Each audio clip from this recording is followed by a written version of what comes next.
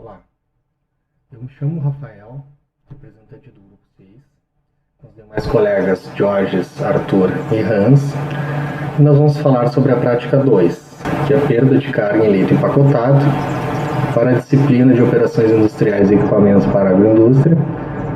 E os professores, doutores, são a professora Juliana Espínola e o professor Roberto.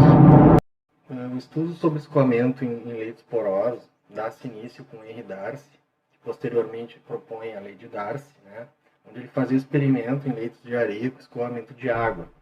Ele fazia a medição de queda de pressão devido ao escoamento de água, e com essa correlação ele define uma equação em termos de velocidade superficial ou vazão volumétrica, que aparece graficada a seguir, onde ele considera uma constante de permeabilidade do leito denominada K. Então aqui nós temos a equação, que ela é uma equação linear, na forma y igual a x, e aqui nós temos o coeficiente angular, que é a viscosidade dinâmica pela constante de permeabilidade K. Esse experimento dá-se para escoamentos lentos ou laminares, com Reynolds menor que 1. E as densidades de fluidos líquidos, nesse caso, são constantes. Os objetivos do trabalho é fazer uma relação entre a perda de carga em leito empacotado e a vazão de escoamento no leito, e comparar os resultados com o modelo teórico de Ergun.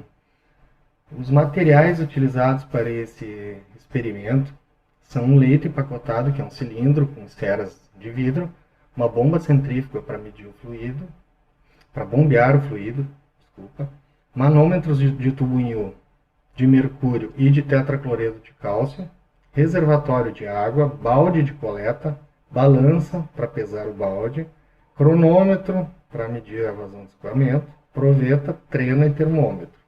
A proveta é para medir a porosidade do leito.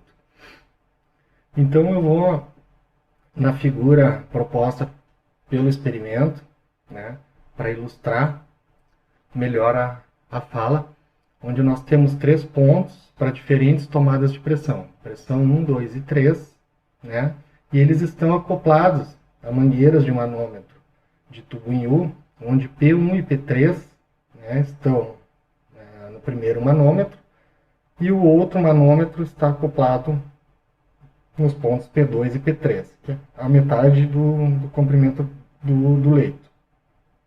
A vazão de escoamento se faz pelo controle da válvula de descarga. Então, para altas vazões, usa-se o manômetro de mercúrio, que é esse primeiro aqui. E para menores, o de tetracloreto de cálcio, que já está nessa outra parte aqui. Bom, nós temos também os diâmetros das colunas, a distância dos pontos de tomada de pressão e os dados da análise granulométrica que constituem o leito.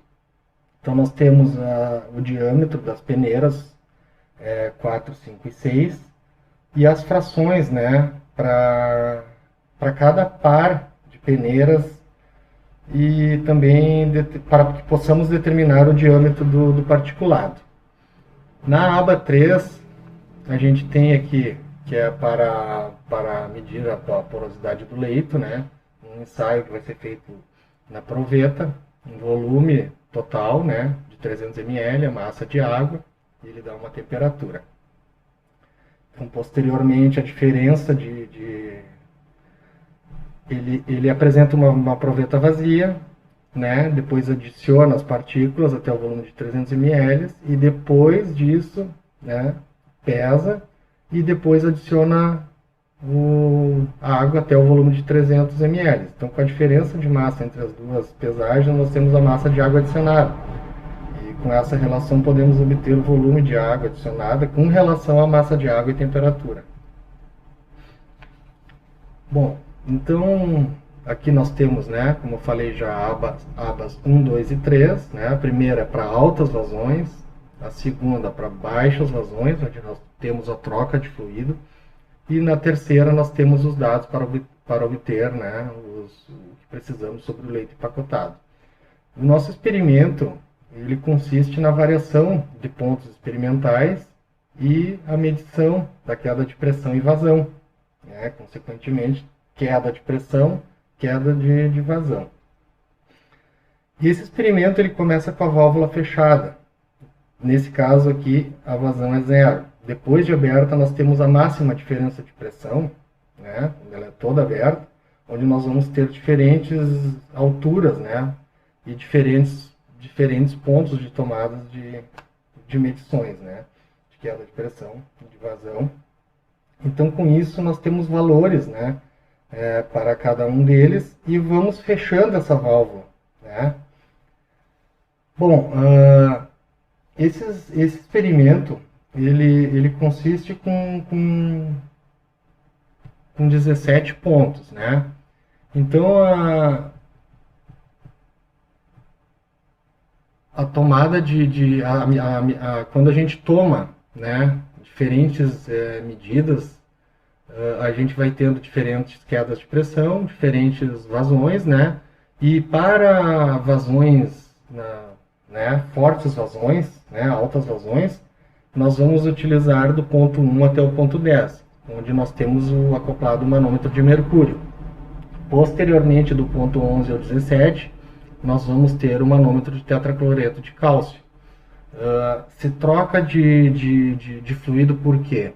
A princípio, pela relação, né, com a alta ou baixa vazão, né? Então, eles fazem caminhos tortuosos, né? O fluido percorre por esses caminhos tortuosos. Então, isso é uma relação, né? Tem uma relação com a densidade, com a viscosidade e a velocidade superficial, né? Então, nós temos, com isso, uma perda de energia e pressão, que seria a perda de carga. Isso tem função com a permeabilidade, né? E a reordenação das partículas. Então, aqui nós podemos ver, nessa tabela 1, que nós temos diferentes massas, diferentes tempos e temperaturas e as tomadas de pressão nos pontos, né? P1, P3, P2 e P3. Bom, aqui, como eu apresentei na figura lá, nós temos dados para o leito empacotado.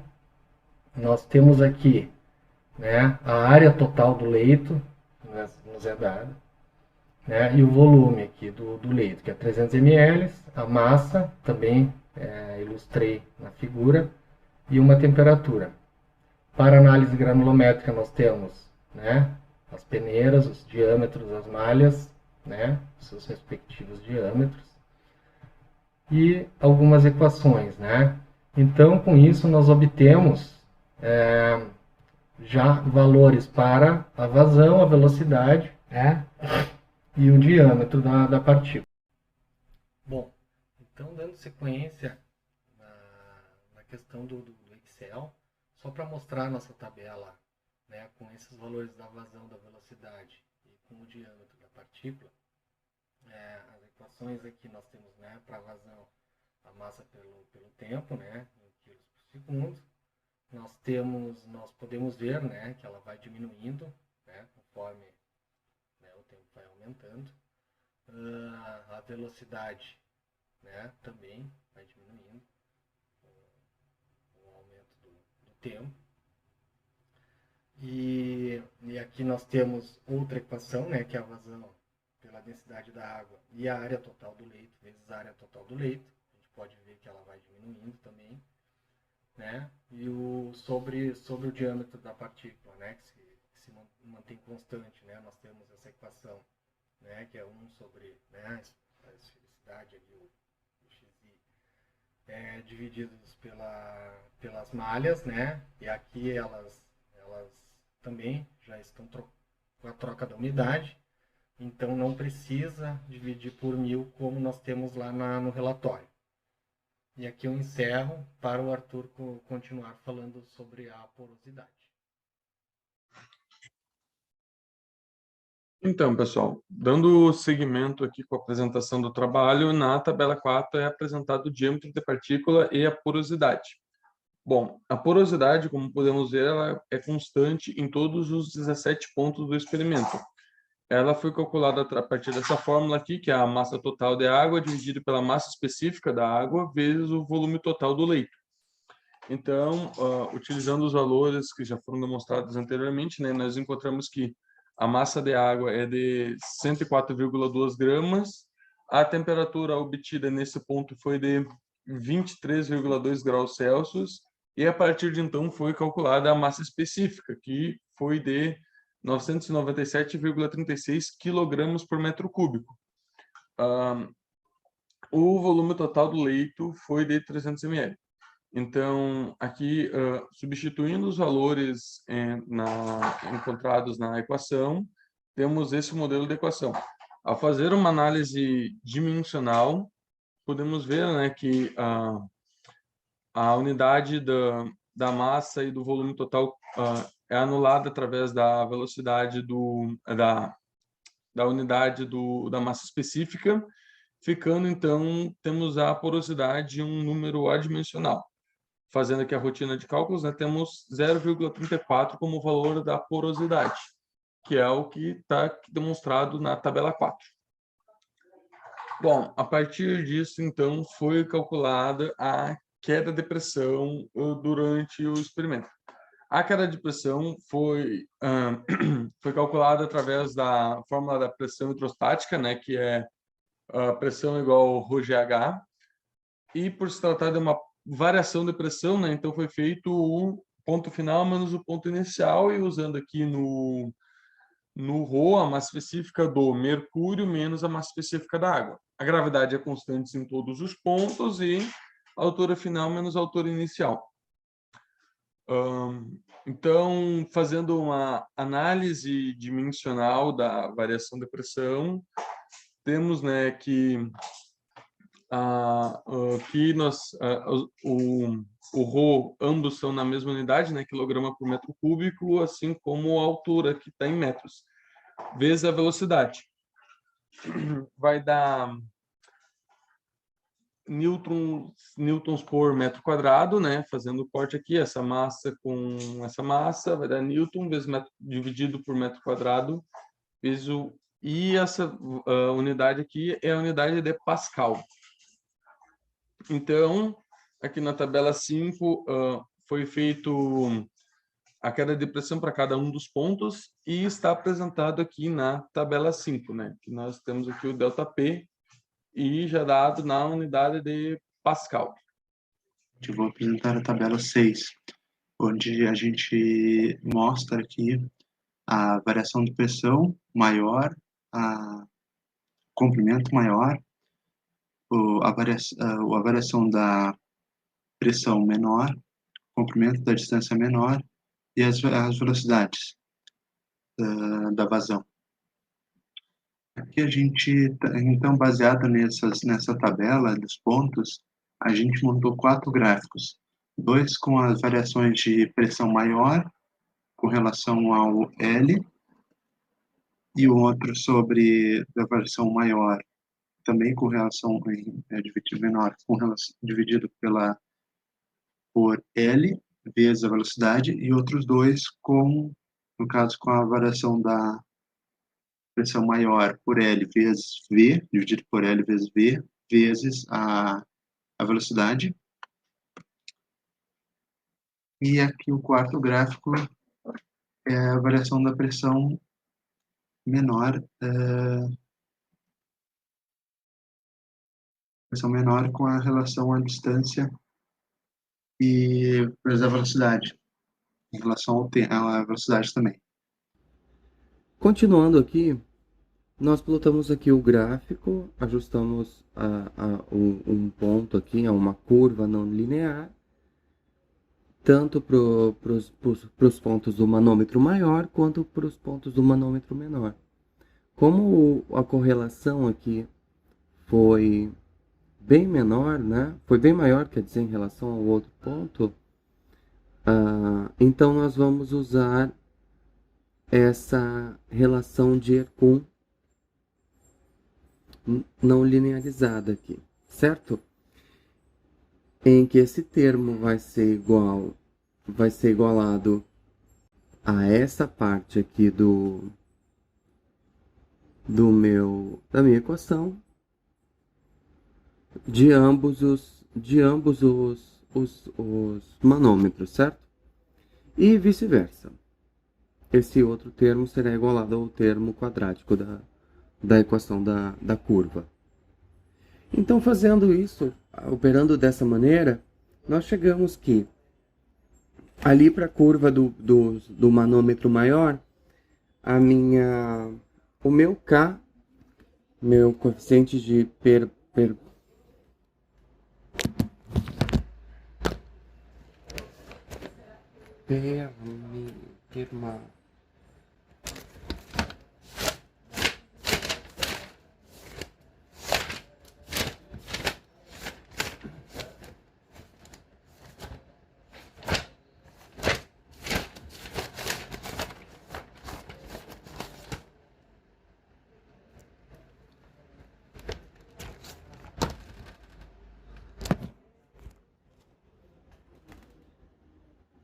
Então, temos que o meu K, meu coeficiente de permeabilidade, é igual a 2,36 vezes 10 a menos 9.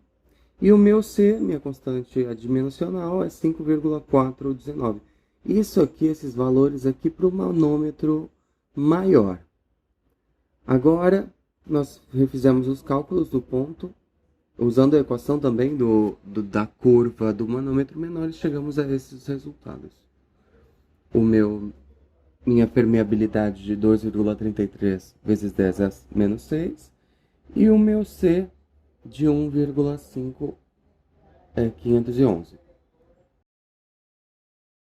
A título de comparação, nós calcularemos aqui a constante K de permeabilidade e a constante C, teoricamente, certo? Então, aqui, utilizando a equação de Coseny, ela vai nos dar esse K, essa permeabilidade, de acordo com os dados que eu calculei ali no nosso problema, certo? E o resultado teórico dele é K igual a 8,3 vezes 10 a menos 9. Bem como nós utilizamos aqui a relação de Massarani para conseguir calcular a minha constante C. E utilizando essa equação aqui, nós chegamos a um C de 4,402. Então é isso, pessoal. Muito obrigado por ter assistido a mais um vídeo nosso e nos vemos na próxima.